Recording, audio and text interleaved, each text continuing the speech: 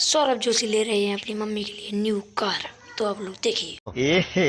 रहा नहीं जाता। आज में 350 400 चल जाती है। पहले बाहर से देख लो कैसी लगे, थोड़ी लंबी है। फॉर्च्यूनर के बदले ये ले सकते हैं।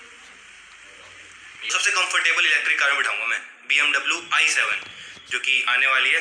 तो मम्मी रेडी हो रही है, उसके बाद चलते हैं और मम्मी जी को बिठाते हैं, देखते हैं कैसे लगता है। अगर मम्मी को पसंद, के बाद चलते हैं और कैसे लगता है। अगर मम्मी को पसंद आएगी तो डेफिनेटली हम लेंगे। तो चलो चलते हैं। तुम जा ही नहीं रहे भाई। पोर्श चलाने में मम्मी इतना खुश नहीं थी जितना मम्मी आज इसे बैठने में खुश। तो आप लोग देख सकते हैं उनकी मम्मी को तो गाड़ी पसंद आ चुकी है। अब देख लेना आप लोग, इसी चैनल पे आएगी वीडियो।